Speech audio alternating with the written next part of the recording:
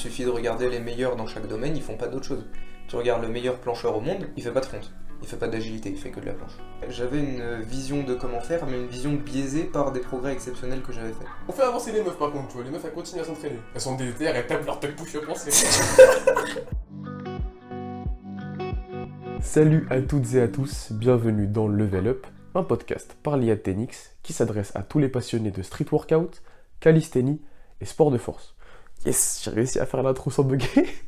Franchement j'ai du mal, c'est que le deuxième épisode, faut encore que l'intro se rentre dans ma tête, mais ça va venir. Du coup, je suis très content de te recevoir aujourd'hui sur le podcast, mec, meuf. J'espère que tu vas bien, j'espère que tout se passe bien pour toi. Deuxième épisode du podcast, épisode assez spécial en vrai, enfin assez spécial. Il y aura pas mal d'interviews, donc je dis assez spécial parce que c'est le premier en soi. Je suis trop content de te présenter cet épisode en compagnie d'Adrien Street Workout, qui m'a reçu chez lui pour parler un peu de plein de choses, et je vais te parler un peu de ça dans l'intro avant que le podcast commence pour que tu sois pas trop perdu. Cet épisode, en compagnie d'Adrien donc, sera consacré à la polyvalence dans le street workout. Donc en gros, on a parlé de comment performer partout, on a parlé de tout ce qui tourne autour de la performance et de la polyvalence, tout simplement le fait de s'entraîner à gros niveau dans plusieurs sous-disciplines de ce sport, que ce soit l'agilité, que ce soit la force, etc. Bon, tu verras de quoi on a parlé dans le podcast. Et dans ce podcast, on a fait pas mal de fois référence à un épisode bonus qui en fait n'est pas encore posté. Je vais t'expliquer pourquoi. En gros, ce podcast devait être tourné en une seule partie, et cette unique et même partie devait comprendre le parcours d'Adrien, donc YouTube, son parcours sur YouTube, ses performances, et puis voilà, en gros ses débuts en street, tu vois. Et puis son actualité, donc ce qui se passe en ce moment dans ses performances, ses objectifs, etc. Et le sujet principal, donc la polyvalence, l'organisation, etc. Le fait est que le premier épisode de podcast a été tourné dans des conditions plutôt bancales, et qu'on s'est rendu compte qu'on s'est pas mal éparpillé, et qu'on a vite passé 2 heures à parler de YouTube et des performances. Et tu vois, c'est pas possible de poster un épisode de podcast de 4 heures, même si le format se prête bien à des interviews longues. Mais voilà, 4 heures de podcast, bref. Du coup, dans le podcast, on parle de cet épisode bonus comme s'il était déjà posté, sauf que c'est pas logique de poster un épisode qui parle d'un sujet autre que le principal avant l'épisode entre guillemets phare du truc, qui est la polyvalence. Donc là, t'écoutes l'épisode sur la polyvalence, déjà, merci de l'écouter. Et l'épisode sur YouTube, etc., pour un peu mieux apprendre à connaître Adrien, sera posté dans un second temps, et je t'en tiendrai au courant sur Insta, tu vois. Et cet épisode sera posté sur la chaîne YouTube du podcast. Donc, je pense que tu le savais, mais genre là, je suis en train de te parler, et tu peux voir ma tête sur YouTube. Genre là, je suis en train de faire l'intro du podcast, et il y a ma tête, et tu peux me voir parler. Et ce podcast aussi sera disponible sur la chaîne YouTube du podcast, et tu peux voir la jolie tête d'Adrien et moi en train de raconter nos vies. Voilà, si tu as des questions, je rappelle qu'à la suite de ce podcast, il y a un lien en description pour poser ta question vocale. Et dans ce podcast, on a répondu à 2 questions de Mathieu et Arthur. Voilà, merci à vous les gars. Il y en a eu plus, mais j'en parlerai dans le podcast de comment je vais traiter la prochaine. Si tu as des questions, comme je l'ai dit, n'hésite pas. Et puis voilà, prends ce podcast comme une discussion entre potes. C'était censé être hyper structuré et tout, mais on s'est grave perdu. Et on a bien rigolé, donc voilà, j'espère que tu kifferas. Sur ce, je te laisse avec ma discussion avec Adrien. Salut Adrien. Salut. Ça va mec? Ça va et toi? Ça va super. Je suis très content d'être chez toi aujourd'hui pour tourner cet épisode de podcast. Ouais. Aujourd'hui, on va tourner la partie 2, sans le vouloir, parce que de base c'était censé être un podcast complet, avec le parcours d'Adrien en street, YouTube et perf, et une grosse partie sur la polyvalence. Le fait est qu'on s'est extrêmement éparpillé pendant le premier podcast, et qu'on a bien rigolé aussi. Donc je vous tiendrai au courant sur Insta, mais je pense que le podcast sera disponible soit uniquement sur YouTube, en une sorte de bonus pré-podcast pour apprendre à mieux connaître Adrien pour ceux qui ne le connaîtraient pas bien encore, et pour introduire le podcast un peu plus technique sur la polyvalence. Et c'est de ça dont on va parler aujourd'hui. Donc je t'ai déjà présenté dans le premier podcast, mais on va pouvoir le refaire vite fait. Adrien, 19 ans, j'ai validé ma licence 2 entraînement sportif en STAPS, j'ai eu les résultats pas plus tard que vendredi dernier, là, donc il y a 3 jours. Let's go. Et j'avais dit quoi en présentation? Je sais plus, non, ça suffit. Ah si, je fais du street depuis 4 ans, maintenant. Ok, ça marche. On va commencer par ton parcours en termes de performance, parce qu'on est un peu plus rentré dans les détails de YouTube dans le premier épisode. Qu'est-ce que tu peux nous dire sur tes débuts en street? En gros, tu veux que je raconte ma vie, c'est ça? Oui. Je vais raconter ma vie. C'est parti. En prenant en compte que le bonus est disponible sur YouTube, du coup, uniquement, je m'étale beaucoup sur le pré-entraînement. Ouais. Je vais commencer direct à l'entraînement, à savoir que j'ai commencé du coup en juillet 2018 avec l'objectif de réussir un muscle-up pour m'aider en natation. Voilà, le muscle-up c'est un mouvement que beaucoup de débutants rêvent d'avoir et c'est souvent par ça qu'on commence. C'est ton cas aussi, je C'est mon suppose. cas, bien sûr. Voilà. Donc j'ai commencé en faisant du 7 reps, traction, dips à la barre, dips au bras, pompe, muscle-up élastique. Pendant 2 semaines, j'étais un grand fou, mais pendant 2 semaines, je m'entraînais quasiment tous les jours. J'ai débloqué le muscle-up et à partir de là, en regardant plein de vidéos annexes, j'ai commencé à travailler les figures de force et d'agilité. C'est-à-dire que dès le début, je voulais tout faire. Et ben mec, tu viens de résumer en 30 secondes vraiment quasiment tous les épisodes bonus qui sont sur YouTube. Mais c'était très bien résumé. On a parlé un peu des vidéos que tu regardais au début, on a parlé de quels exercices tu faisais, quelle fréquence, Ouais, c'est ça. comment t'étais un grand Déjà taré résumé, pendant les premières semaines Je suis un d'entraînement. grand résumateur.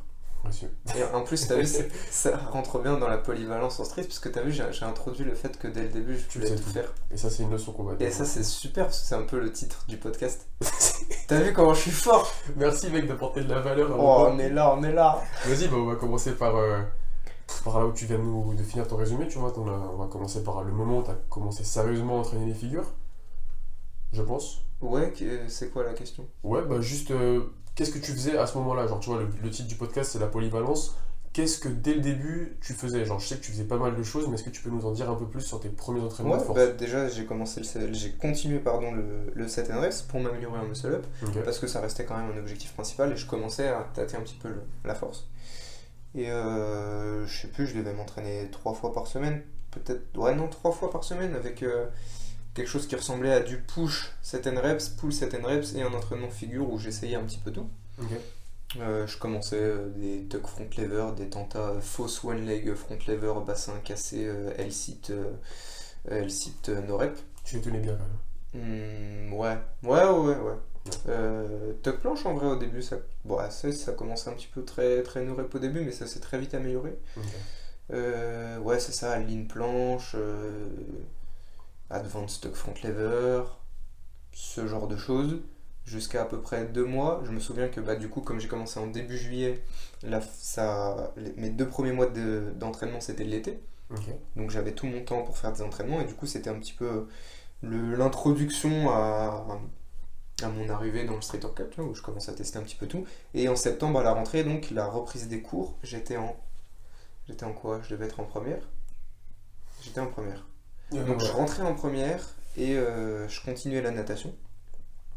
Et donc, en septembre, c'est là où mes disponibilités sont beaucoup réduites et où donc j'ai commencé à bien planifier, même si je le faisais déjà, à bien programmer tous les entraînements de façon relativement réfléchie pour avoir suffisamment de repos et pour que les efforts soient assez répartis dans la semaine pour que je meure pas.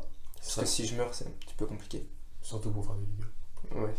Donc déjà par rapport à ça, j'aurais sûrement 2 questions. Dans les vidéos qu'on voit de toi au début, en fait je voulais dire qu'on les voyait sur ACR, bref on en a déjà parlé. Dans les vidéos qu'on voit de toi au début, front, on voit qu'il y a vraiment des très bonnes bases dès le début, sûrement grâce à la natation, tu Ouais. dis la merde. Grosse prédominance du tirage, ouais. Voilà. Et étonnamment, et c'est ce qui me choquera toujours et c'est ce qui me choque encore, en tuck pour le coup et tout ce qui était push planche, tu vois, c'était vraiment débutant, tu vois. T'étais vraiment débutant pour le coup. Ouais, mais ça n'a pas duré longtemps. Je me Ah. souviens de mon évolution, ouais, c'est en 2 semaines, je passais de tentative de tuck bras pliés no rep, ouais, je vois très bien. à tuck planche, certes pas full protraction, mais tenue 10 secondes quoi, et bras tendus. Et voilà, c'était donc tout ce blabla pour en amener à cette question-là. Comment toi, t'as réussi à passer de full no rep à une tuck relativement correcte? Ah, le full no rep, carrément, tu pensais que j'avais la full? Bah, j'ai compris, c'est bon, j'ai compris. J'avais développé encore.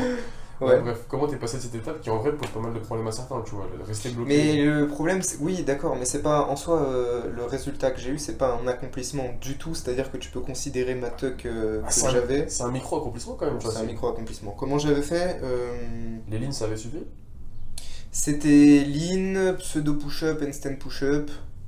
C'est tous les basiques en vrai. Je devais avoir 2 entraînements par semaine, donc en 4 entraînements, j'ai réussi à transférer la force de base que j'avais, ma base musculaire, en force spécifique pour la planche. Et c'est pour ça aussi que j'ai débloqué un palier, c'est que j'avais déjà la force suffisante pour faire une tech planche.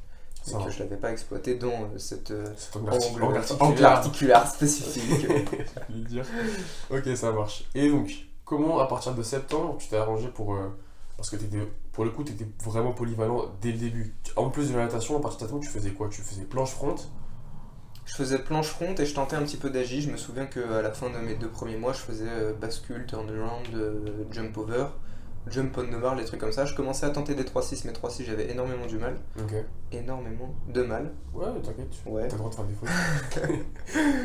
Et ouais, non, si, je faisais un petit peu tout. Et bah, comme je t'avais dit, de mémoire, push 7 reps, pull 7 reps et séance figure, où du coup, dans la séance figure, je faisais un petit peu de planche, un petit peu de front et un petit peu d'agi. Ok. Ça a dû changer, tu vois, entre-temps, entre juillet, août et fin août, tu vois. J'ai dû à un moment structurer en push, planche, pull, front et agité. Et natation, combien de fois? Et du coup, là, je te parlais de août encore. C'est vrai que du coup, j'ai pas répondu à la question. Arrivé septembre, ça, je m'en souviens très bien. Arrivé septembre, la natation, c'était mardi, mercredi, jeudi. Ouais, Je faisais push, figure et push, planche et un petit peu de 7 rep, genre des dips et des pompes à la fin. Voilà, ok. Ça fait enchaîner. Ok. Le lendemain, pull, front et un petit peu de traction à la fin. Et à la fin, un petit rappel de tout, genre une petite tenta front par là et pas mal d'amusement en agilité. Donc, Puis le lundi repos et mardi, mercredi, jeudi, les 3 entraînements. donc t'avais en septembre, enfin à tes plus de mois street à partir de là, t'avais que 2 séances vraiment street, techniquement. Plus agilité, même pas, il y avait 2 séances. Bah du coup 3 séances street, quand même. Ok. Mais force, pure force, oui, 2 du coup. Une planche, une fonte. Ok, ça marche. Et bah à partir de là, mec, comment t'en es arrivé à 6 mois à débloquer une straddle planche en fait? Bah ça a continué petit à petit. C'est grave. C'est-à-dire que ma séance push, j'allais de plus en plus loin, je faisais des advanced hugs, je commençais à tenter des straddles. Avec les vacances aussi, 6 mois de street, tu vois, tu te doutes bien qu'en du coup en 4 mois de septembre à... Ouais, il y a eu tout ça, il y a eu... Bah, il y a eu des vacances entre temps, tu vois, les vacances scolaires. Donc pendant les vacances scolaires, c'était l'occasion de faire beaucoup plus de street parce qu'il n'y avait pas forcément de natation. C'était l'occasion de tenter des fronts, des 3-6, des trucs comme ça. Je me souviens avoir arrêté l'agilité à un moment pour me concentrer à fond sur la planche. Donc il y avait déjà cette notion de compréhension de je peux pas être au top sur les deux. Ouais, Tu savais déjà dès le début? je le savais, ouais, parce que ça me prenait du temps, de l'énergie. Et j'avais constaté que, par exemple, pendant les vacances, quand je faisais beaucoup d'agilité, j'avais moins de progrès sur la force. Ça marche. Ça t'a mis bon, sans faire de saut temporel, mais juste une réflexion comme ça. Ça t'a mis combien de temps à comprendre? Actuellement, je pense que tu sais très bien comment structurer pour gérer les deux. Oui. Et ça t'a mis combien de temps à comprendre? T'as mis du temps un peu à savoir comment tu marchais, comment tu fonctionnais avec l'agi et la force en même temps, parce que t'as toujours eu de l'agi depuis le début de ta pratique, tu vois. Je dirais, en fait, au bout d'1 an de street, où j'ai eu des gros progrès, j'avais une vision de comment faire, mais une vision biaisée par des progrès exceptionnels que j'avais fait. Mais là, on fait un saut temporel du coup. Ouais. Donc on peut y revenir plus tard si tu préfères. Ça marche, on y reviendra plus tard. Mais pour répondre à la question, j'irai quand même 2 ans pour bien comprendre que ça se passe pas comme quand ça se passe bien. Ok, ça va. On va revenir là où ça s'est arrêté. 6 mois de street. Ouais. En vrai, niveau exceptionnel pour 6 mois de street. 6 mois street, niveau exceptionnel, hein, je pense que c'est... Non, juste niveau exceptionnel, 90 degrés push-up, straddle planche. Straddle planche venu en faisant à la fois les tentas sur ma séance push et à la fois les tentas, je me souviens, en vacances, parce que c'est en vacances que je l'avais débloqué, en vacances d'hiver du coup, tu sais, de décembre. Non, en vacances de Noël. Ok, Vacances de Noël. donc en vrai, l'arrêt entre guillemets de la piscine pendant les vacances et plus de volume, ça t'a aidé clairement à... Ouais. Ok. Ouais. Mais t'avais déjà la capacité pour encaisser autant de volume, je pense. Mais c'est surtout que, en fait, genre à chaque entraînement, j'étais pas si à fond que ça. Ok. C'est-à-dire, je me donnais, mais je finissais pas par terre en sueur. Parce que justement, je me disais, si je me donne à fond, déjà, je vais être fatigué juste pour le lendemain. Et en plus, avec la natation, c'est compliqué, tu vois, d'être épuisé et de faire de la natation. La natation, c'est épuisant, ça vide. Oui, totalement, ouais, je sais. Et d'être vidé et de faire... Bref, je me réservais un petit peu partout, même en natation, en vrai. Ok, ça marche. On va faire un jump, mais tu vas pouvoir détailler ce qui s'est passé pendant cette période. De 6 mois à un an de street, il s'est passé quoi? Ouais, il s'est passé ma première leçon de vie, hein. C'est-à-dire que je débloque ma straddle en 6 mois de street, 4 secondes. on parle de la polyvalence, mec, c'est génial parce que là, à ce moment-là, en fait, je m'étais dit, à peu près au début, quand j'ai arrêté la J, je me suis dit, tiens, bah, j'arrête la J jusqu'à ce que j'ai 3 secondes de straddle. Dans ma tête, c'était loin. Ça s'est passé finalement en quelques mois, Ouais. donc c'est génial. Et à ce moment-là, je m'étais même pas fait la réflexion de tiens, ça y est, j'ai les 3 secondes de straddle, je vais pouvoir faire de la J. Parce que déjà, on était en hiver, c'est pas trop le temps pour faire de la J. Mais je sais pas, j'ai eu une motivation d'un coup, puis j'ai appris le Giant, puis j'ai commencé à apprendre le 3-6. Et en continuant du coup la natation, parce qu'à la rentrée, il y avait natation, Ouais. je faisais beaucoup plus d'agilité, mais même quasiment plus du tout de force. Et je faisais quasiment que de l'agilité. Et j'ai perdu énormément en force, du coup. Mais t'as énormément progressé en agilité, je pense. Mais j'ai débloqué mon 3-6 en gros. Ok, ça marche. Et donc je perds ma straddle qui était ma fierté. Tu vois, je fais des tentas et ça tient pas, tu vois, ça descend pendant une seconde, alors que j'avais, il me semble, 4 secondes. Certes pas super clean, mais 4 secondes droite. Bref. Et donc je me remets à bosser la planche, mais c'est compliqué, j'arrive pas à récupérer mon niveau. Et ça se passe comme ça toute l'année, Ok. toute la fin de l'année, pardon, jusqu'à les championnats de France de natation, où j'ai dû faire une pause de street pour me focus sur la natation, pour être en forme. On précise que toute la période où t'as pas réussi à trouver ta straddle, c'était sur YouTube. Et ça l'est toujours. Pas du tout. Mais c'est pas la série, ça? Non, ça c'est après la série. Mais mec, ça t'a pris grave du temps en vrai de maîtriser la planche. Ouais. Ok, je m'en Ouais, rends ouais. pas compte, mais. Non, là on est à moins d'1 an de street. Ma série, elle a commencé à 1 an et demi de street. Ok. En novembre 2019, là actuellement, je te parle, on est en janvier 2019. Ok, ouais, c'est bon, maintenant j'ai réussi à. Ok, ça marche. Du coup, bah voilà. Donc j'arrive à l'été de 1 an de street, et là, j'arrête. Du coup, après, oui, le fait de faire une pause de street pour me concentrer sur les fédéraux de natation, ça m'a fait énormément perdre en niveau. Ok. Parce que bah, l'intensité des compétitions au niveau stress, la récupération, tout ça, c'est long. Et du coup, pendant 3 semaines environ, voire même un mois, j'ai quasiment pas fait d'entraînement significatif en street. Ce qui est vraiment une longue période en vrai. Ouais, c'est une longue période, surtout quand tu te reposes pas en fait. Quand tu te reposes, ça va parce que tu te reposes. Mais là, c'était arrêt de street pour faire de la natation à haute intensité. D'autres schémas moteurs, d'autres stress, bref, en plus tu. Ouais, le stress surtout quoi. Stress, ok. Et donc, je finis les fédéraux, j'arrive mon premier été de 1 an après. Là. Ouais. Et c'est là où j'ai une énorme explosion de niveau qui, c'est ce que je disais tout à l'heure, a biaisé ma vision de comment il fallait s'entraîner, tout ça. Parce que j'ai explosé, j'ai récupéré ma straddle en 2 semaines d'entraînement, j'ai débloqué ma full planche pour la première fois de ma vie, 5 secondes, au bout de 5 semaines d'entraînement. Ce qui est totalement n'importe quoi en termes de Voilà. progression. Et j'avais fait un programme, c'était 80% planche. J'avais pas de front, bah 20% de front et un demi% d'agilité. Et tes 20% de front, c'était comment? C'était du grise de gros? C'était du grise de gros, C'était du grise de gros. Qui avait bien marché, je crois. qui avait très bien marché. Donc en gros, tout avait bien marché cet été. À Ben, part la J peut-être. en fait, genre ça avait bien marché sur le mouvement que je travaillais en grise de gros, à savoir les pull-ups. Donc j'ai amélioré la forme et j'ai réussi à débloquer one leg pull-up en Ok. front. Ok. Mais au niveau aisance, tout ça, je me sentais encore lourd en front, tu vois, j'avais pas mon niveau de front, j'avais pas maîtrisé ouais, tout ce qu'on pourrait maîtriser Ça en va. front. Donc en gros, je me suis dit, tiens, en s'entraînant comme ça, on débloque ça. Et ça a bien biaisé mon. Bref.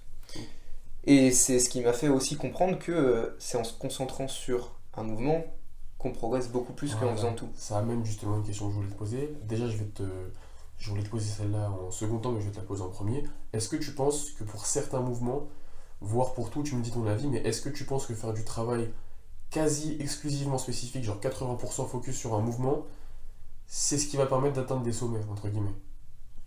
Tes sommets. Des sommets en termes de niveau, je te parle. Ah, donc tu parles de sommets. Oui. Oui. Non, mais pour répondre à la question, oui, bah il suffit de regarder les meilleurs dans chaque domaine, ils font pas d'autre chose. Tu regardes le meilleur plancheur au monde, à savoir Valentin OTZ, tu me dis si je dis de la merde, mais pour moi ça reste le meilleur. Comment ça reste le meilleur aussi? Il fait pas de front, il fait pas d'agilité, il fait que de la planche. Tu regardes les meilleurs en front, Ilyes, il fait tout, hein? Ilyes il fait tout, Onizuka il fait tout, Il fait tout. Bon, par contre, faut pas se mentir, Pas d'agi. il faut pas d'agi parce Ouais, que pas d'agi. c'est pas tenable. Ouais, ben tu sais quoi, ça m'amène à dire qu'on n'a pas atteint les niveaux, les sommets en front. Alors, il y a sommet, il y a limite. Est-ce que toi, voilà, c'est Les ça. limites, ouais. les limites. Et ça c'est... laisse-moi ouvrir un débat parallèle. Ouais, mais pardon. est-ce que tu penses qu'il va vraiment avoir un jour une limite naturelle? Tu sais que ça, je l'ai écrit dans la formation, dans Ouais. le module état d'esprit. Tu penses qu'il va y avoir une limite naturelle, toi, dans une figure? Genre un mec qui vraiment... Il y a forcément, ça tend vers une limite. Parce qu'en musculation, par contre, ça propre à chacun, c'est au délire que street, mais physiquement, tout le monde a sa limite, tu vois. Mais en termes de perf, moi, j'ai pas encore d'avis fini dessus. Genre, je sais pas si... Je pense que ça tend vers une limite et suffit de regarder dans tous les sports, en fait ça progresse, mais de plus en plus lentement. Et genre l'évolution, tu vas l'avoir sur une centaine d'années, tu vois, notre génération, on va pas forcément... genre il y aura une limite pour notre génération que la génération d'après va dépasser. Ok, ça marche. Je pense que c'est comme ça que ça se passe. Hein. Ça se passe... Tu regardes l'évolution dans tous les sports et les records sont battus de plus en plus, mais par des nouvelles personnes à chaque fois. Bien sûr, et de plus en plus lentement.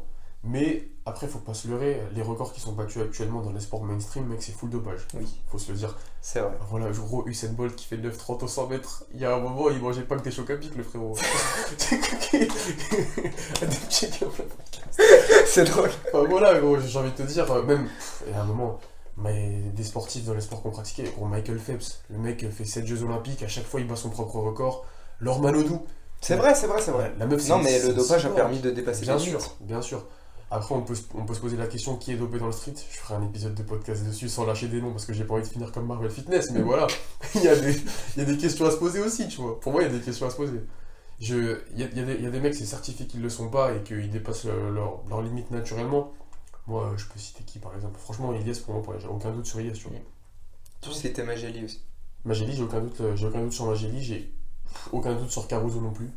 Et c'est des mecs qui, chaque année, en vrai, ils s'améliorent, ces mecs-là, gros. Mm. Chaque année, ils s'améliorent, chaque année, ils continuent de pousser les limites. Et moi, j'aimerais bien voir un jour s'il y a une limite, mais bon, on verra. Mais moi, c'est ce que je te disais, je pense que chaque génération a sa limite et les gars Enfin, Caruso trouvera sa limite, mais quelqu'un de plus jeune arrivera à le dépasser plus tard. Voilà, donc on est quand même d'accord que la limite, ça dépend de chacun. Finalement, il y a... Oui, bah oui. Genre, il y a...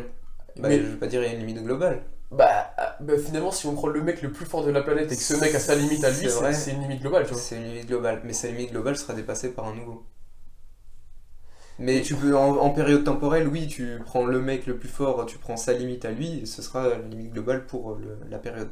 Et c'est que ça j'ai vraiment un problème avec le concept de nouveau plus fort, genre, parce que en vrai, je comprends. Chaque génération, imaginons, je vais prendre. Là, on se perd, mais c'est le but d'un podcast au calme. Chaque génération, imaginons, on peut prendre le foot.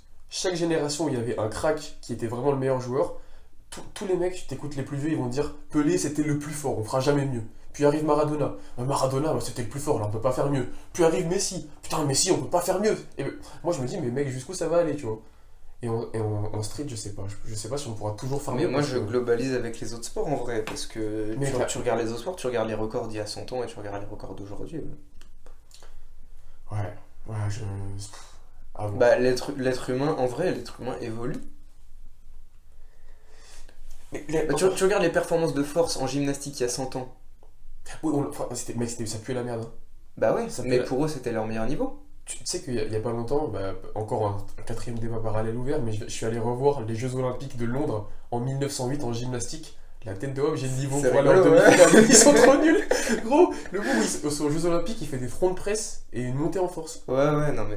Et actuellement, tu Ouais. regardes les JO. Mais après, ça s'est évolué avec les méthodes d'entraînement, les recherches scientifiques et tout ça, mais globalement, oui, je pense que l'être humain évolue un peu quand même. Ça marche. Ouais, moi, j'ai vraiment du mal avec la notion d'évolution dans le temps, surtout sur les sports de force. Je regarde des mecs, je sais pas moi, en gym, ça a pas évolué de ouf. Hein. Il y a je sais pas, en 1990 par exemple, il y avait qui? Il y avait Yuri Chechi, Chen Yibing, des mecs qui sont trop forts. Actuellement, les mecs sont pas plus forts que ces Ouais, mecs-là. mais c'est parce que c'est ce qu'on dit, ça tend vers une limite. Ok, donc plus ça. Ok, ça marche. Genre ça évolue, mais ça tend quand même vers une limite. C'est ce que je disais au début, ça tend vers une limite. Ok, attends. Et genre- Ouais, vas-y, dis. ouais, et limite personnelle aussi, genre tu peux pas te dire parce que ce mec, parce que ce mec qui est le plus fort au monde, il a sa propre limite, ça fait que c'est une limite globale pour l'être humain, ça veut pas dire que toi tu vas aller atteindre sa limite. Je suis d'accord. Deuxième question qui se rapporte à la spécificité sur une figure pour atteindre des sommets.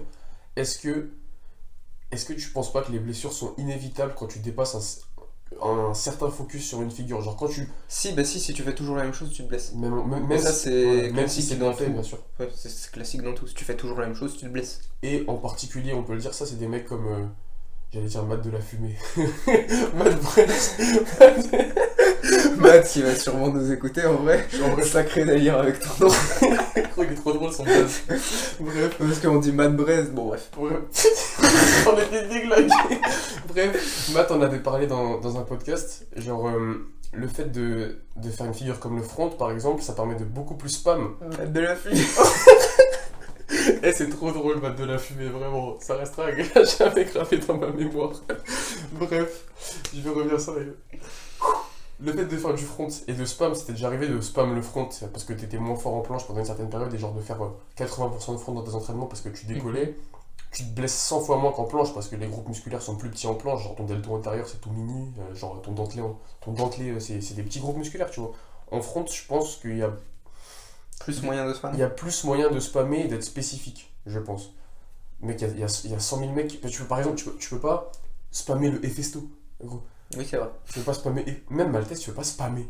Genre, peut-être à partir d'un certain niveau aussi, mais tu peux pas spammer Maltese tous les jours d'éther. Ouais. Alors que front, je suis sûr que toi, je te mets pendant une semaine, tu fais que des pull-ups et des presses tous les Bah, jours. moi, ça va m'amener à un problème où mon dos va se contracter. Ok, ça fait aussi partie des problèmes que les gens rencontrent en front, c'est qu'on rencontre tous le Mon dos, il va être trop contracté. C'est-à-dire, à un moment, je suis tellement contracté que je me mets en position de front, ça me contracte encore plus. Je me mets en position de touch, ça me contracte encore plus. Et à un moment, il faut que je détende mon dos. Et pourquoi tu payes pas une masseuse pour qu'elle vienne te faire des massages, frérot? Parce que j'ai une meuf. Je savais. Bref, attends, on va se séparer des débats temporels, on en a ouvert plein, mais on va refocus Ouais, sur, bah d'ailleurs, j'allais continuer parce Ouais, que vas-y. j'étais en train de dire que j'avais focus planche et que c'est comme ça que j'avais progressé. Ça, c'était le mois de juillet 2019, du coup, un an de street. Ouais. Et le mois d'août, c'était très drôle parce que du coup, j'ai fait tout l'inverse.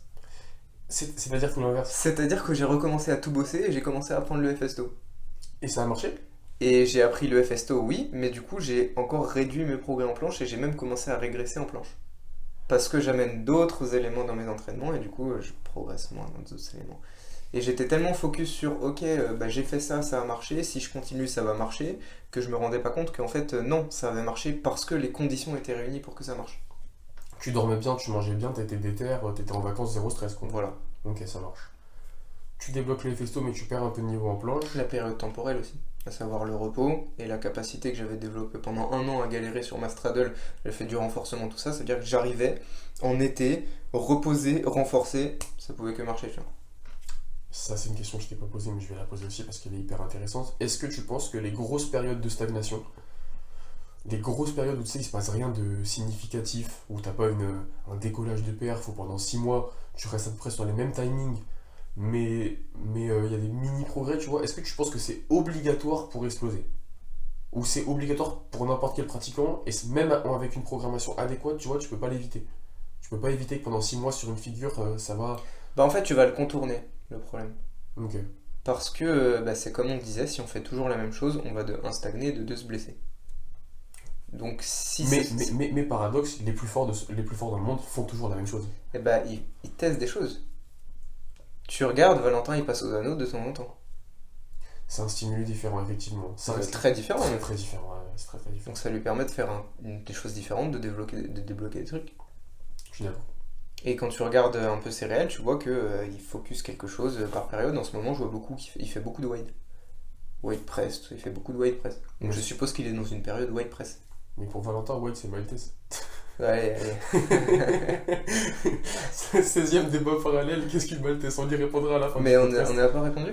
Si, en vrai, je pense que je vais. Tu vas laisser? Je pense que je vais cut les questions du premier, je vais les mettre dans celui-là, on va y répondre. D'accord. Je pense qu'on va y répondre. Vas-y, ouais, c'est vrai, vas-y. Ouais, bah tu débloques le Hefesto et tu perds un peu en planche parce que moins de spécificité. Ouais, ensuite revient la rentrée du coup en terminale. Ouais. Revient du coup la natation. Je pense que à ce moment-là, j'ai été démotivé et je m'entraînais plus qu'une fois par semaine en natation. Parce que je crois que c'était parce que t'avais pas réussi à passer la minute. J'avais pas réussi à passer la minute. Pali qui fait mal au cœur quand t'arrives pas. Ouais. Ok, donc là tu t'es vraiment mis all-in street. Genre. Bah 95%. Parce qu'il reste 5% de natation du coup. Et là je me trompe pas, vers la fin de l'hiver c'est YouTube. Exactement. Voilà. La série. Donc c'est-à-dire que je continue à m'entraîner. En fait, genre après août, après avoir commencé à stagner, je me dis ok, bah, je vais repartir sur une programmation comme j'avais fait cet été. Ça n'a pas non plus marché parce que c'était pas le bon moment. Et il y a un moment, ça m'a saoulé. Et en novembre, je lance la série. Je dis ok, bah maintenant, je vais faire ça, ce programme et je te montre. Et du coup, ça va me motiver. Je vais me donner à fond à chaque entraînement. Et c'est la série. Ok, ça marche. Cette série, si je me souviens bien, ta programmation, elle est vraiment typique force. Genre, c'est vraiment ce qu'on pourrait retrouver dans l'entraînement classique force. Tenta, beaucoup plus focus sur la planche. Ouais, Tenta, renfo, c'est classique, ça. quoi. Et tu me fais penser à l'agilité, parce que j'ai pas développé, mais en été, j'avais quand même fait pas mal d'agilité. Je t'ai dit, en fait, je t'ai dit un peu de la merde, je t'ai dit beaucoup de planches et un peu de front et pas d'agi. Je faisais de l'agi un petit peu quand même, en juillet. Je faisais surtout de la technique en agi, ce qui permet de du coup ne pas m'épuiser. Parce que la peur en agit, on est d'accord, ça taxe sur la force, non? Ouais, mais moi j'avais pas peur, parce que... Enfin... Ah, non, non, non, parce que je tentais pas de nouveaux trucs. Voilà, C'est ce que je te dis en fait, je travaillais la technique sur les moves que j'avais déjà. mais imaginons que tu doives tenter, je sais pas moi, un alley-oop dans une séance. Ouais. À la période où ça te fait peur, ça va. On l'a vu dans ma série, je crois, il y a un moment. Genre, je tente un truc, je fais putain, ça me fait trop peur, après je dis putain, j'ai plus de force. Ok, ça marche. Donc, ouais, j'avais fait de la technique en juillet. En août, j'avais réussi à débloquer des combos fin août. Et donc, en août, c'était vraiment un moment où je faisais tout. Planche, front, festo, agi. Et ça marchait normal. Bah, ça a marché pour l'agi, ça a pas marché pour la force. Ça, j'ai débloqué mon festo. En front, non, moyen. En planche front, en fait, ça marchait pas trop. Ok. Mais en agi, ça avait bien marché. En festo, comme c'était un nouveau move et que j'étais quand même focus dessus, ça a bien marché. Parce que c'est un nouveau truc, là. Ouais, bien sûr. Et du coup, ça nous amène à que vers la série, donc vers novembre, j'arrête l'agilité. Ou non, même pas, j'en avais mis un peu, il me semble. Un peu. Je crois que t'en faisais. J'en avais mis un peu, et il y a un moment, ça m'a saoulé. Et c'est l'épisode 4 où ça prend un tournant et où je fais plus d'agi. Et où je refais que de la force. Et forcément, ça marche mieux. Et à partir de ce moment-là, t'as pété. J'ai pété en force. Mais. Est-ce qu'à ce moment-là, t'avais. Et j'ai pété en agi quand j'ai repris aussi. La spécificité en quoi c'est la solution à plein de problèmes, mais bon. Mais je faisais encore tout, tu vois. Est-ce que à ce moment-là, t'avais compris l'importance des combos à un certain niveau? Pas encore. Pas encore? C'est saison 2, ça. Ok, ça marche. Et là, ce que je suis en train de monter, j'ai toujours pas compris l'importance. Voilà le retard. Ouais. Non, voilà le retard. Ben oui, bon, bref. Parce que de 1, j'ai mis du temps, et de 2, voilà le retard, effectivement. Ok, bah là on arrive à la fin de la saison 1 sur YouTube. T'as montré toute ta progression. Le reste, je pense, je sais pas si tu trouves Ouais. intéressant de développer, parce que ce sera la suite sur YouTube. Franchement, ça sera la suite donc on va pas le développer, mais bref. Et en vrai, pour recontextualiser tout ça, tu vas regarder la saison 1 et. Même si les vidéos puent un peu la merde en termes de montage et tout, bah tu vois à peu près ce que je faisais et ça rentre dans le thème de la polyvalence en street, puisque tu vois que je fais tout, comment je galère et tout ça. Bon, bref. Ok. Et là, je vais te poser une question. On va revenir sur ton niveau maintenant. Moi, parce que je m'entraîne avec toi à peu près depuis. Ouais, depuis, on va dire, la fin de la saison 1, à partir du moment où tu commençais à avoir un très bon niveau partout en vrai. Et j'ai vu à peu près comment t'es passé de. T'avais quoi? T'avais. Straddle Press, c'était dur, hein, même à ce moment-là. Ouais, il y a un moment, Straddle Press, je galérais. Tout, actuellement, tu peux faire combien? Tu peux faire t'archer push-up, tu full push-up to press, tu peux 2-2-2 limite. Ouais. Ouais. Et bon, j'ai vu tout ça, et moi, il y a des moments qui m'ont vraiment surpris dans ta progression. Moi, ton propre pote qui est censé avoir confiance en toi, il y a des moments, je me suis dit, mec, c'est pas possible. Comment il peut passer au-dessus de ce palier, tu vois? Alors que tu voyais tous mes entraînements, qu'on s'entraînait tous les jours Et ensemble. ils s'entraînaient tous les jours ensemble, même moi, je me posais la question, et je me disais, mais mec, mais il y a un moment, enfin, je veux dire, tu peux pas aller toujours plus loin. Et si, tu m'as surpris, et il y a des moments où t'as passé des paliers que je pensais pas être capable de passer, Tu en me tout donnes cas, des frissons, mec. aussi rapidement, tu vois. Genre à partir du moment où t'as unlock Maltese, Ouais, là, tu te souviens, j'ai une grosse progression à ce moment-là. ouais, et moi je me disais, mais attends, mais. En un mois, gros, tu te souviens, je galérais à Straddle Press, et puis la semaine d'après, je débloque Straddle Push-Up to Press, puis la semaine d'après, je débloque Full Press, puis la semaine d'après, je débloque Full Push-Up, puis la semaine d'après, je débloque Full Push-Up to Press. Ouais. Et Maltese, bref. Bref, et c'est ce genre de période-là où tu m'as surpris. Est-ce que tu penses que t'as une explication rationnelle à. Parce que en vrai, t'es quand même bien connu pour ça, hein, le fait que tes progrès soient hyper chelous. Ouais, de ouf. Et t'as quand même bien joué sur ça sur Insta, frère. Mais tout le temps. Mais gros. Et les gens, ils me croient même plus. Bah, franchement, bah oui, Enfin, ceux qui me suivent depuis longtemps, ils me croient plus. Les nouveaux, ils arrivent, parce que je fais plus trop ça en ce moment, genre les comebacks, mes couilles, tout ça. Moi. Bad day, j'arrive plus à rien. Une semaine après, tu sors en edit. Mais tu sais, c'était limite véridique en fait. Il y a des moments, j'avoue, j'abusais. Genre, je montrais mon échauffement et je disais, ah, j'arrive pas. Ok. Mais il y a des moments où c'était quasiment véridique. C'est-à-dire que mes bad days, quand c'est des bad days, c'est des bad days. Et comment toi t'expliques Rationnellement, cette explosion.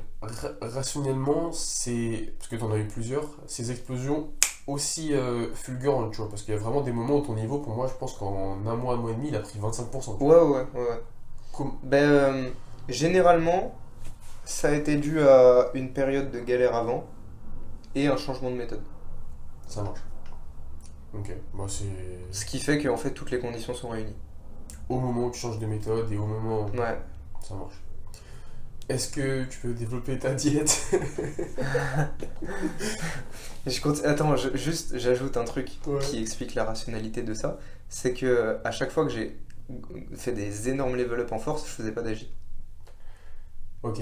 Et est-ce que tu Genre à la période, tu te souviens, je faisais pas d'agi. Oui, je m'en souviens. Et t'étais nul en agi en vrai. Quand t'essayais Ouais, de- j'avais perdu 5-4, j'avais tout perdu, et c'est pour ça que ça m'avait saoulé, j'avais arrêté, j'avais fait que de la force, et forcément, je fais que de la force, ça marche mieux. Ok. Comment t'expliques... Attends, on repart. Vas-y, on fera la diète après. Vas-y. Sacrée diète. Comment t'expliques qu'il y ait des mecs... Bon là, je te prends vraiment The exemple, hein, je vais te prendre Christophe, hein, tu vois. Ok. Comment t'expliques qu'il y ait des craquitos comme Christophe, où je pense qu'on peut même trouver... Parce que moi, en regardant les vidéos de la Sweb, pour ceux qui savent pas, bah, bref, c'est une compète avec un très gros niveau qui s'est déroulée récemment. En regardant les vidéos de la Sweb, j'ai vu vraiment des mecs avec un niveau monumental que je connaissais pas. Je pense à Tavares, tu vois qui c'est. Mhm. Je pense à des mecs comme ça, je pense à Villalobos, là c'est vraiment pour les connaisseurs, je cite des noms. Des mecs qui sont trop forts partout Mhm. et qui ont tout partout. Comment toi t'expliques ça et comment c'est possible d'arriver à un tel niveau d'excellence en faisant tout? Parce que les mecs ont tout en fait. Les mecs ont réellement tout en même temps. C'est ça le truc, c'est que ils ont tout en même temps. Je pense que, sauf s'ils ont eu énormément de chance, qu'ils ont préparé leur compétition, s'ils ont préparé leur Bien compétition, sûr, bien sûr. tu peux pas tout faire. À part, Sauf si t'as de la chance. à part Sogwan, tout le monde a préparé la compète. Sogwan, c'est un baiser. Attends, je fais une parenthèse, gros. Il est parti battle Christophe. Voilà, il est parti comme s'il partait à une compétition intercommunale. C'est un fou.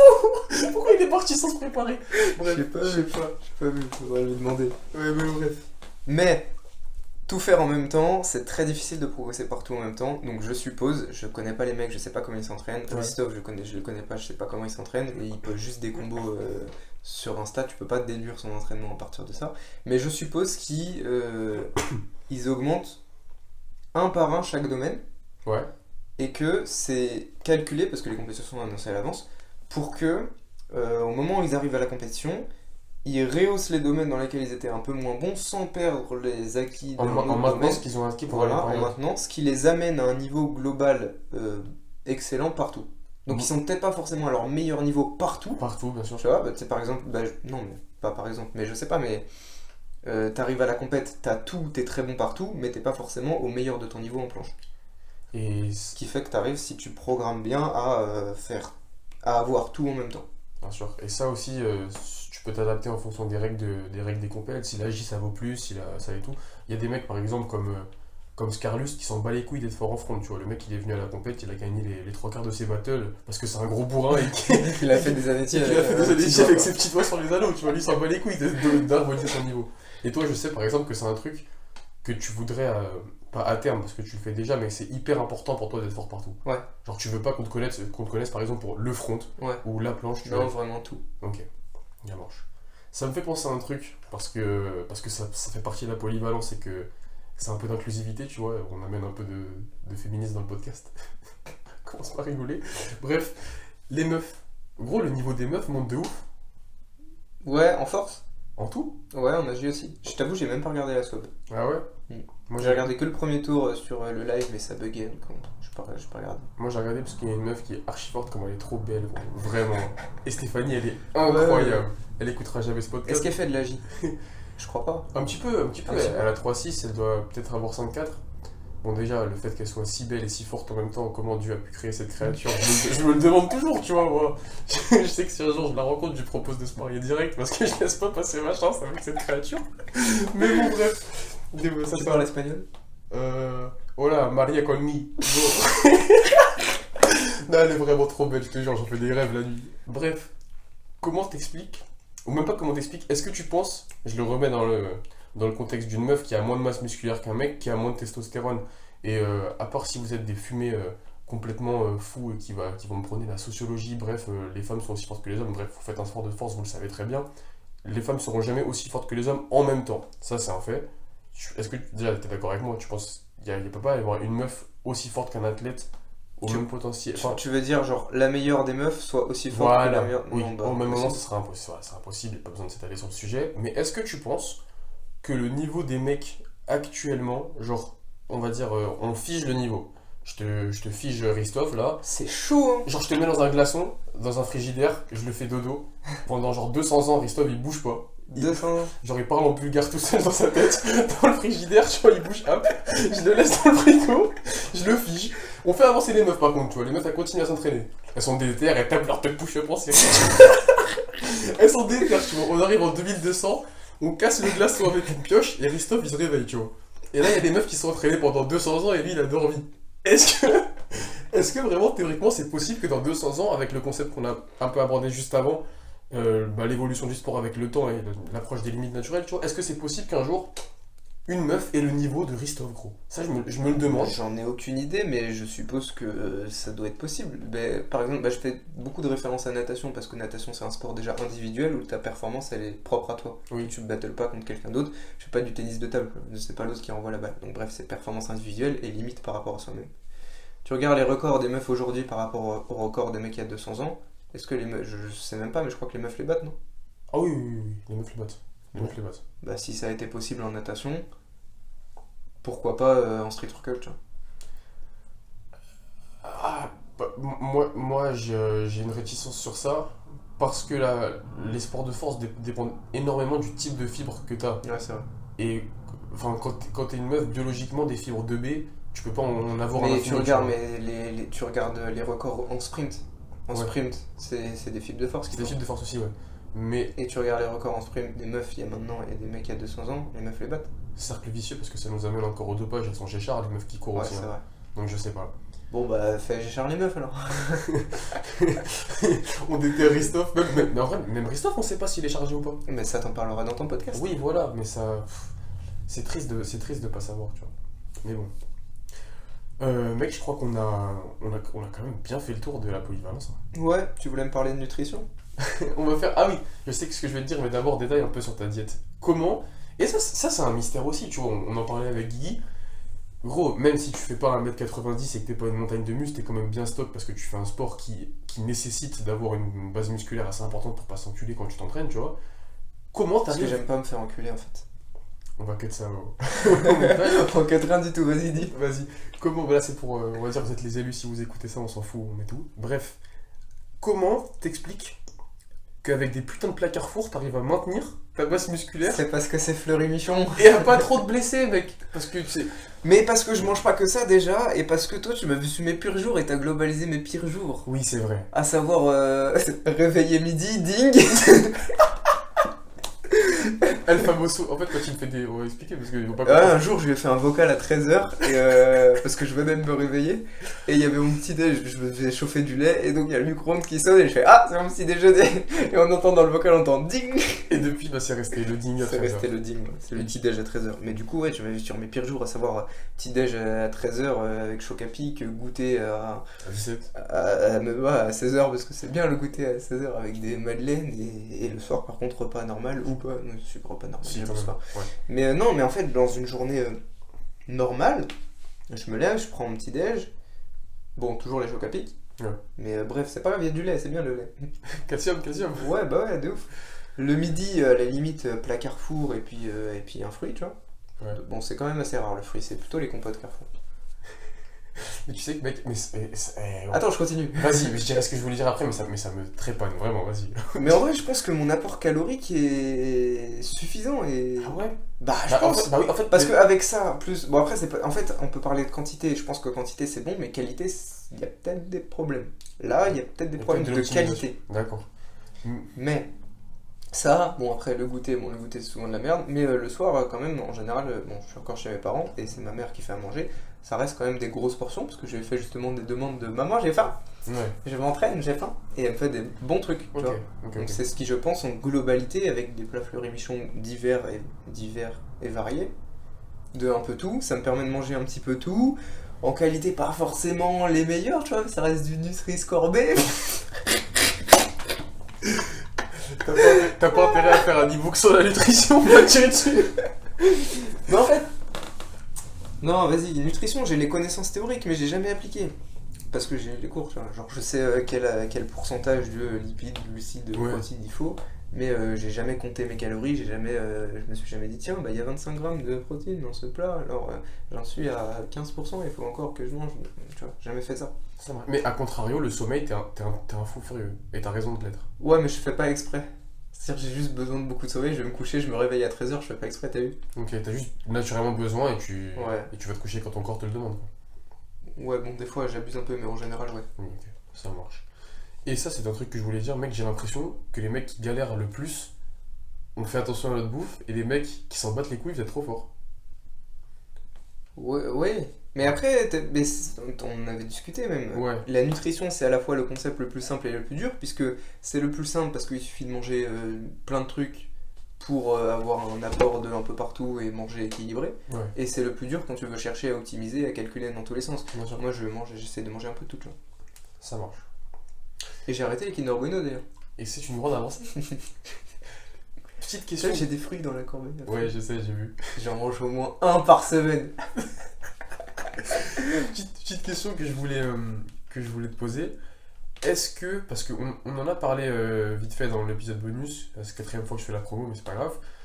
Est-ce que le fait d'avoir touché, bah t'as commencé je pense à inclure des exercices accessoires au poids libre avant cette blessure, parce que des exercices typiquement spécifiques pour les figures, mais est-ce que le fait d'avoir vu un peu comment tu pouvais t'organiser autour du street lifting, etc., ou d'avoir une petite approche de ça, est-ce que tu penses que ça peut aider les gens à casser des paliers de progression?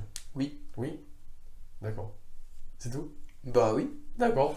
Bah en vrai, c'est une méthode différente et c'est ce qui te permet de casser des paliers.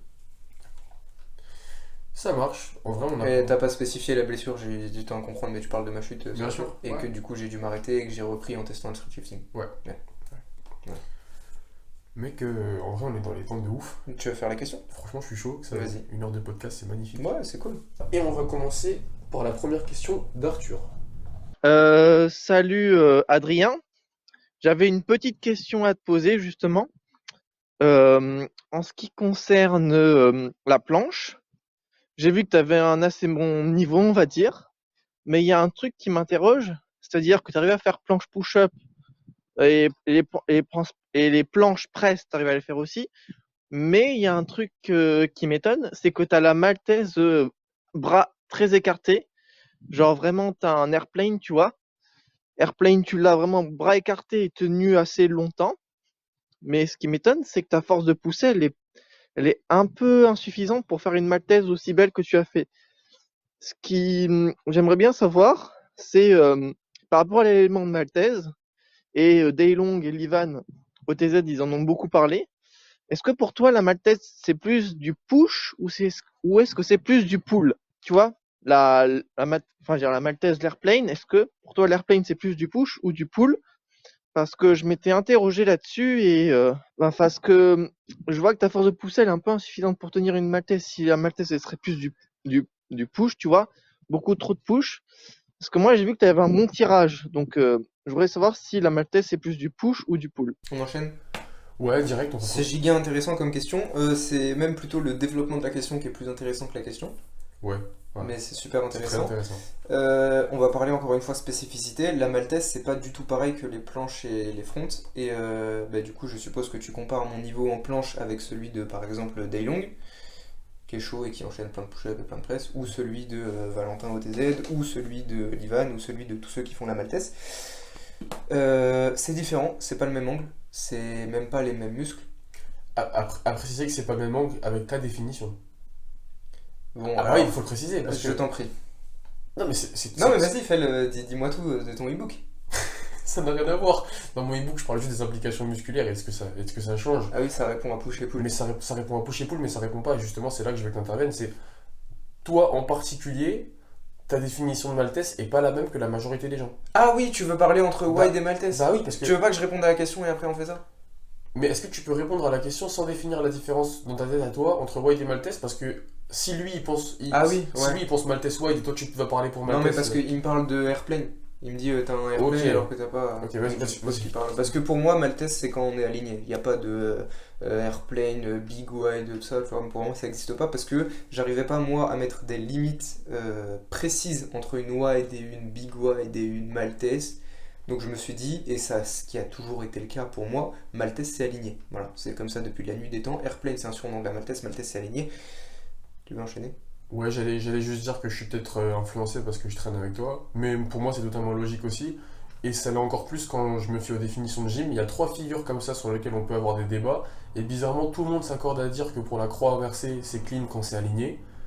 Pour la croix de fer, c'est clean quand c'est aligné. Et t'as des pénalités en fait.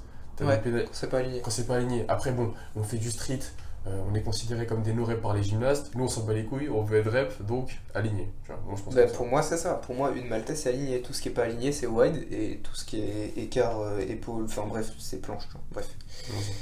Et du coup, pour répondre au développement de sa question et non sa question, en vrai, je pourrais même, tu pourrais me dire, tu remarques que j'ai plus de facilité en tirage, on pourrait même dire que à ce niveau-là, mon niveau en tirage est même pas suffisant. Parce qu'il m'a dit c'est pas suffisant. Non, c'est que je le dis. Bah, en fait, ton niveau. Tais-toi, je le dis, c'est tout, je suis en train de parler. Mais ton niveau. Je vais te tirer dessus là. Ton niveau en tirage, si justement, il a dit que ça l'était, je crois, non? Ben, j'ai actuellement à peu près le même niveau en poussée qu'en tirage. Oui. C'est-à-dire que je fais 3 pull-up tous 3 secondes de touch en front. Et bon, peut-être pas quand même 3-3-3, mais au moins 2-2-2 en planche, tu vois. Mais bref, pour répondre à la question, c'est. La question, c'est push ou pull. Alors,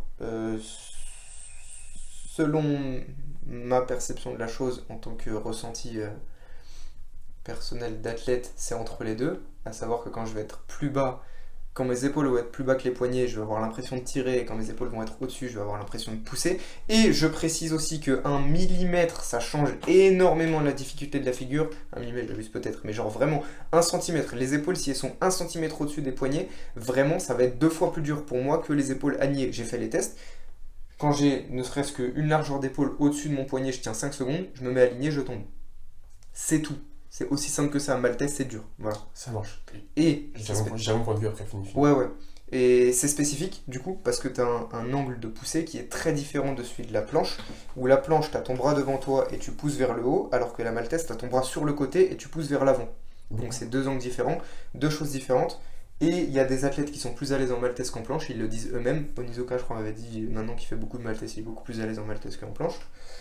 Et il n'y a pas de niveau équivalent entre la planche et la Maltese ou de prérequis selon lesquels il faudrait 5-5-5 en planche pour faire une Maltese. Tu vois, c'est vraiment 2 choses différentes. Et c'est pour ça que effectivement j'ai une Maltese alors que j'ai pas 5-5-5 en planche. Très intéressant. Je vais dire mon point de vue de mec qui fait pas de Maltese mais qui aime bien l'anatomie. Ouais, j'aime bien ton point de vue en vrai. Ça marche. Parlons du Hefesto. Voilà. Tu sais que j'allais en parler. Vas-y, je te Justement. laisse développer. Alors, genre, sa question est vraiment archi intéressante comme on l'a répété 15 fois. Bon, Arthur, on te met. Je l'ai répété 3 fois, juste pas 15. Vas-y. Bref, quand il dit force de poussée insuffisante, on peut dire par rapport à qui? Parce que ça, on avait déjà vite fait parler, mais il y a des mecs qui n'ont pas une force en planche démentielle, qui reste très correct, tu vois. Je vais citer un mec qui s'appelle Lugo, tu connais sûrement. Ouais. Lugo, par exemple, si tu le compares à je sais pas moi, à n'importe quel plancheur de élite, il a pas 5-5-5, il a pas des trucs comme ça. Pourtant, Maltese, il dort parce que l'amplitude est totalement différente, comme tu me l'as dit, et qu'un tout petit peu au-dessus ou aligné, il y a un monde, Ouais. tu l'as dit toi-même. Mais, moi, c'est mon avis, je pense qu'il y a quand même.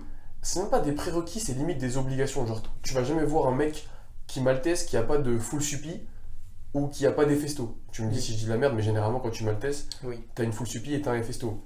Et en particulier, il y a des, comment ça s'appelle, des prédispositions anatomiques qui tendent à rapprocher les gens qui Hefesto et qui Maltese. Dai Long et Kamenov, c'est 2 exemples vivants.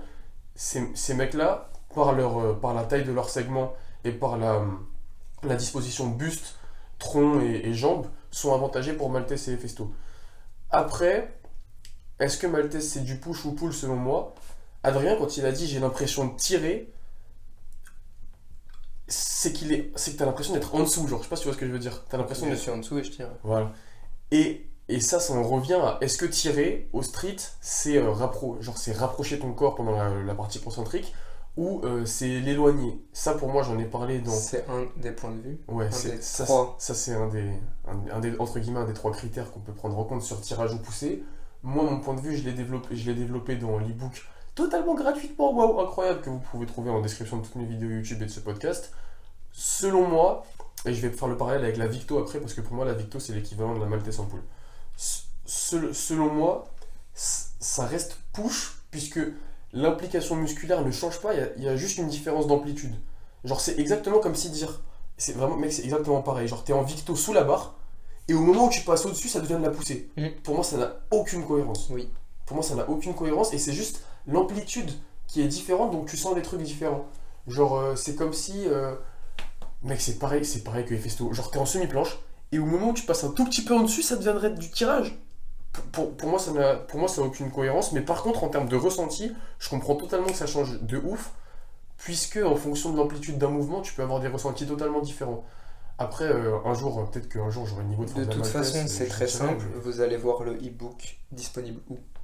mais je le mettrai en description de ce podcast. D'accord. Vous allez voir le e-book gratuit de l'IATNX où il vous explique son point de vue et c'est génialement bien expliqué. Et moi, je reste sur des définitions old school d'un mec qui veut pas changer d'époque et qui est borné par sa vision des choses parce que je suis un imbécile et qu'il y a que les imbéciles qui changent pas d'avis et j'accepte d'être un imbécile. Ouais, mais t'as un imbécile qui est maltese quand même, moi j'ai pas. Ouais, mais en final, j'ai envie de dire, on s'en fout un petit peu parce que tant qu'on fait la figure, c'est bien. Tu vois. Ouais. Dire Ah, je fais décollage maltese, donc je fais du tirage, puis je vais pousser quand je dépasse l'amplitude. On s'en bat les couilles, je fais décollage maltese, c'est tout, tu vois. Et c'est pareil, on parlait tout à l'heure des noms, wide, tout ça, en vrai, on s'en bat les couilles, fais ta figure, c'est tout. Pourquoi tu vas te casser la tête à dire est-ce que je fais une wide ou est-ce que je fais une maltese? Fais. Voilà. Ouais, bah moi ça m'embête quand même, moi, qu'ils se Oui, débat. ça m'embête aussi, mais ça nique sa mère. m'embête. Surtout, C'est bon. surtout que moi je considère que dans le cas de Valentin, pour moi, c'est totalement utilisé de manière malhonnête. Moi je te dis, on bat les couilles. Hein. Il reste 4 personnes sur le podcast. C'est vrai, c'est pas faux. Ah mec, c'est utilisé de manière malhonnête. Je suis sûr qu'il a pas 5 secondes de hold dans Airplane, comme il l'appelle. Moi, je pense qu'il a. 5, tu penses? Il est fort. Bien sûr qu'il est fort. C'est juste qu'il fait pas. Parce qu'il a pas envie ou je sais pas quoi, mais je pense qu'il est tellement fort qu'il a peut-être même 10 secondes. C'est vrai, c'est possible. Mais en gros, de ce que j'ai compris, il fait pas parce qu'il peut pas combo avec. C'est-à-dire que s'il va faire son airplay, à Ouais. lui, qu'est-ce qu'il fait après? Il tombe, il rapproche tombe. les barres et il fait autre chose. Et ça, il veut pas. Genre, lui, il veut prendre les barres et faire des trucs. 47ème débat parallèle, est-ce possible de presser un vrai airplane, entre guillemets? Genre full aligné, parce que ça fait... Ouais, ça, personne l'a jamais vu. Ouais. Ceux qui s'en rapprochent le plus, c'est Onizuka, Ilyes et d'autres. Il y en a de plus en plus en vrai.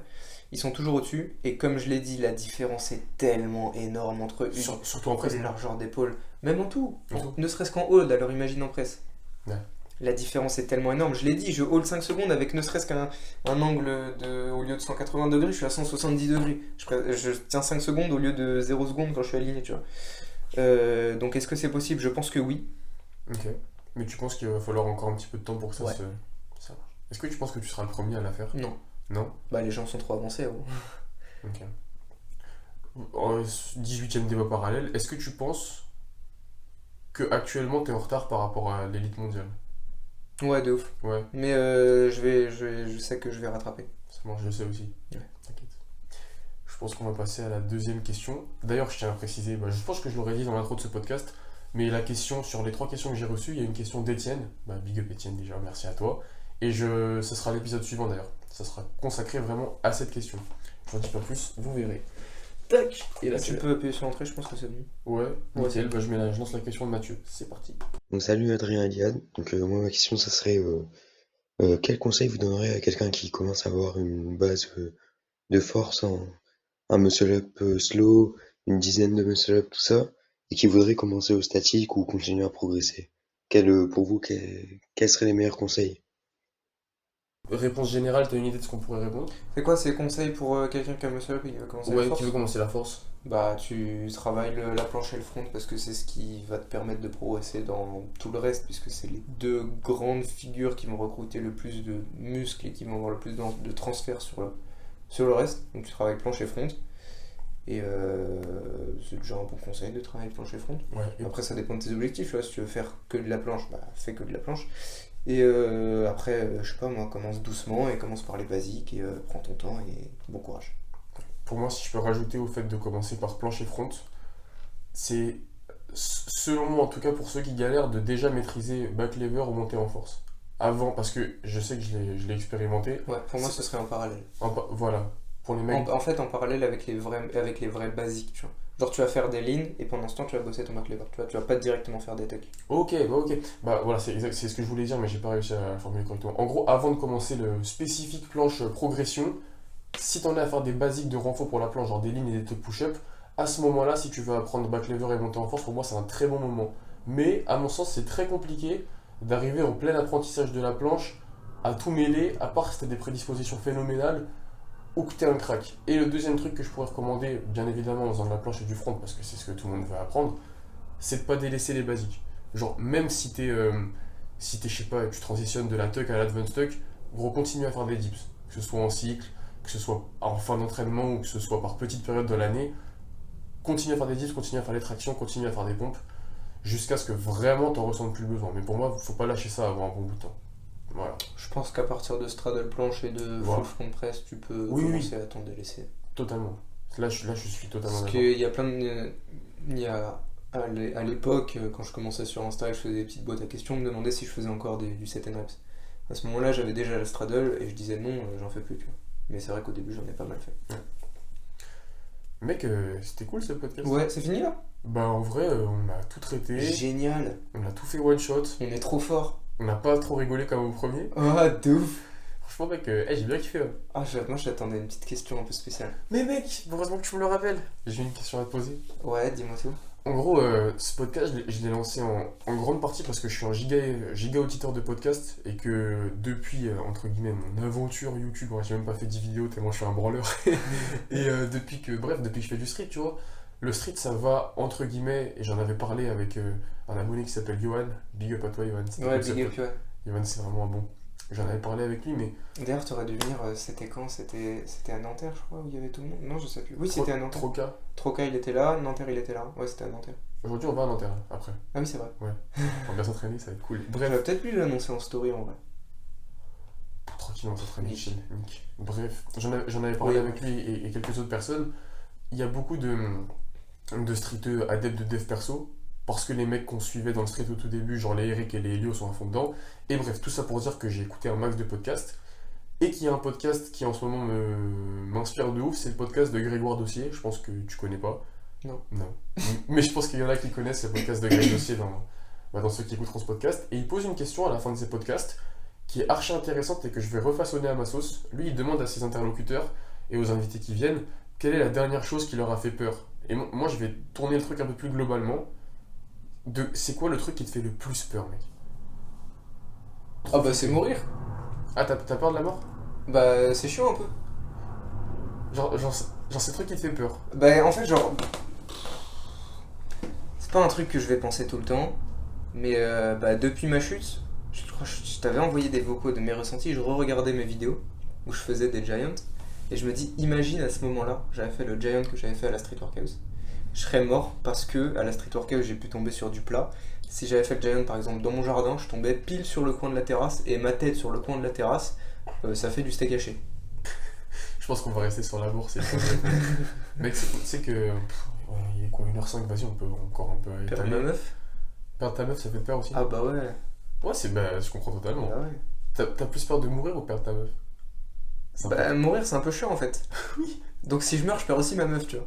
peu- Ouais, mourir. Ah ouais. Tu sais que moi, la mort, j'ai vraiment du mal avec ça. J'écoute, il y avait un podcast justement de Grégoire Dossier avec Arthur Moza où il parlait de ça.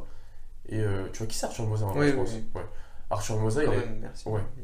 Il avait fait une giga période de dépression par rapport à ça, genre. Ah ouais. Genre pendant, je sais pas, 5-6 mois, il était grave pas bien parce qu'il pensait à la mort tout le temps. Et genre tous les jours, il se levait et il se disait, mais c'est quoi le sens de la vie?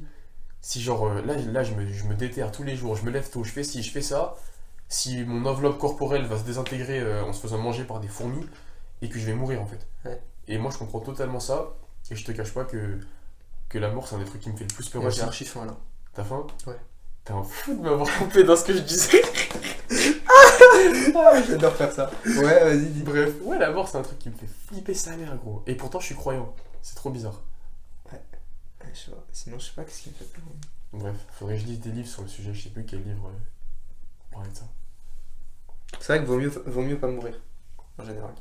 Ouais, mais sauf que, gros, mais imagine, t'es éternel. Ça pue, tu sais pourquoi? Si t'es éternel et que tu meurs pas, et ben, quand la Terre, elle va exploser, et ben, tu vas flotter dans l'espace, genre.